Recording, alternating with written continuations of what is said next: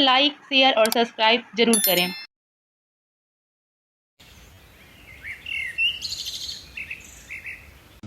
एक छोटे से गांव में पंडित रघुनंदन शास्त्री थे, जो अपने ज्ञान के लिए मशहूर थे तथा पूरे इलाके में उनका सम्मान था।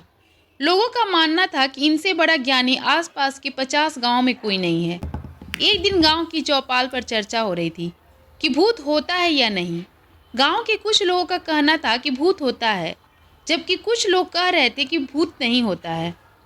तभी गांव के एक बुजुर्ग सीताराम दादा ने कहा, तुम लोगों की अभी उम्र ही क्या हुई? मैंने अपनी आंखों से भूत को देखा है। रास्ते में जो बगीचा है तुम लोगों ने देखा ही होगा। उस बगीचे में एक पुराने पीपल का पेड़ है। उस पीपल के पेड़ पर भूत रहता है।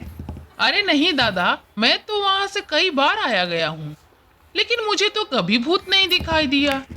हाँ हाँ, मैं भी कई बार उधर से गुजरा हूँ, लेकिन मुझे भी कभी भूत दिखाई नहीं देता है।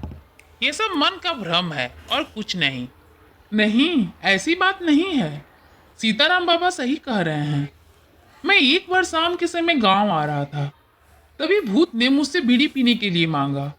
मैंने उसे कहा कि मैं बीड़ी नहीं पीता हूँ, तो बहुत गुस्सा होकर मुझे 2 बार उठा उठा कर पटका। मैं किसी तरह अपना जान बचाकर वहां से भागा।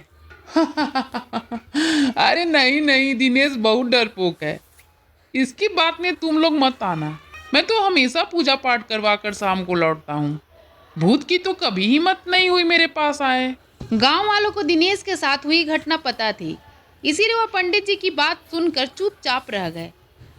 तभी सीताराम काका ने कहा, शायद तुम लोगों को नहीं पता है, उस पीपल के पेड़ पर केवल भूत ही नहीं रहता है। वह पीपल का पेड़ खुद ही बोलता है। नहीं विश्वास हो तो रात में 12 बजे जाकर देख लेना। गांव वालों ने यह सुनकर कहा कि यह काम तो केवल एक ही आदमी कर सकता है, पंडित जी। वही सबसे विद्वान है और निडर हैं। वही रात में 12 बजे पीपल के पेड़ के पास जा सकते हैं।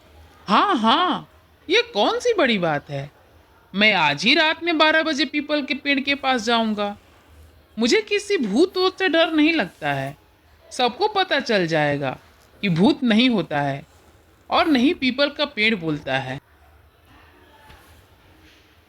पंडित जी रात में पीपल के पेड़ के पास पहुंचे। ठंडी ठंडी हवा चल रही थी और पत्तों की सरसराहट हो रही थी। तभी एक भारी आवाज आई, कौन आया है? कौन है? बोलते क्यों नहीं?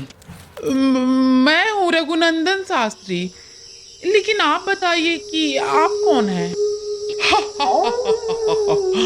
तुम मुझसे पूछ रहे हो कि मैं कौन हूँ? अभी बताता हूँ। पेड़ की डालियां तेजी से हिलने लगी और पेड़ से पत्ते तथा फल जमीन पर गिरने लगे।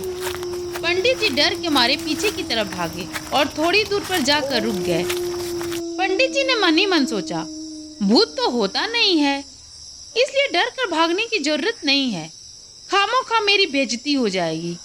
फिर हिम्मत जुटाकर बोले, आप कौन हैं? मुझे डराने की कोशिश मत करिए, सामने आइए। वहीं रुके रहो, अभी आता हूँ। अरे बाप रे, ये तो सचमुच में भूत लग रहा है। दौड़कर भागने में पंडित जी को ठोकर लगती है और वो वहीं गिर जाते हैं। दोबारा उठकर फिर दौड़ने की कोशिश करते हैं, लेकिन डर के मारे फिर दोबारा गिर जाते हैं। तभी पीछे से धीमी धीमी हंसी की आवाज आती है और यह हंसी कुछ जानी पहचानी लगती है और पीछे मुड़कर देखते हैं। तभी पेड़ के पीछे से गांव के ही 2 बदमाश रमेश और मोहन दिखाई देते हैं। क्या हुआ पंडित जी, डर के मारे क्यों भागने लगे? ज्यादा चोट तो नहीं लगी? अरे डरता कौन है, मैं तो यहीं पर अभी भी खड़ा हूँ। वह तो अंधेरे की वजह से पैर में ठोकर लगने से गिर गया था।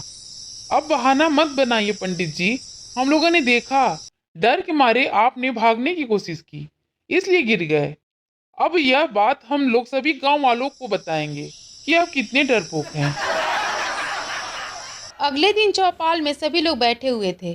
तभी उधर से पंडित जी गुजर रहे थे। पंडित जी को देखते ही रमेश चिल्लाकर बोला, देखो देखो पंडित जी आ रहे हैं। कल बहुत बहादुर बन रहे थे, रात में गए थे पीपल के पेड़ के नीचे, डर के मारे 2 बार गिरे हैं। देखो रमेश, झूठ मूठ का अफवाह मत फैलाओ। मैं डरता नहीं हूँ। अगर मुझे डर लगता तो मैं पीपल के पेड़ के पास ही क्यों जाता? गांव वाले बात बात में दोनों ओर बट गए। कुछ लोग पंडित जी को बहादुर कहने लगे तो कुछ लोग कहने लगे कि पंडित जी डर के मारे भाग आए। फैसला नहीं हो पा रहा था कि पंडित जी साहसी हैं कि डरपोक। अंत में सीताराम बाबा ने कहा, पंडित जी, देखिए, भले ही कल रात में पीपल के पेड़ के पास गए थे, लेकिन यह फैसला नहीं हो पा रहा है कि भूत होता है या नहीं। इसका फैसला करने के लिए आपको आज रात फिर से पीपल के पेड़ के पास जाना होगा और जो मैं कहता हूँ वो करना होगा। इसे साबित हो जाएगा कि भूत होता है या नहीं और आप डरपोक हैं या बहादुर। हाँ हाँ, क्यों नहीं, बताइए क्या करना है। मुझे किसी से डर नहीं लगता है। पंडित जी, आप आज रात में पीपल के पेड़ के नीचे जाइए और ये बांस की खूंटी पेड़ के जड़ के पास ज़मीन में गाड़कर वापस आ जाइए। हम लोग सुबह जाकर देखेंगे। यदि यह खूंटी वहाँ पर गड़ी रहेगी तो माना जाएगा कि आप बहादुर हैं और आप डरते नहीं हैं और यह साबित हो जाएगा कि भूत नहीं होता है। हाँ हाँ, ठीक है, मुझे बांस की खूंटी दीजिए। मैं रात में पेड़ के नीचे गाड़ कर आ जाऊंगा। पंडित जी रात में बांस की खूंटी लेकर पीपल के पेड़ के नीचे पहुंचे और जड़ के पास बैठकर बांस को जमीन में गाड़ दिए और वापस आने के लिए खड़े होकर पीछे मुड़े।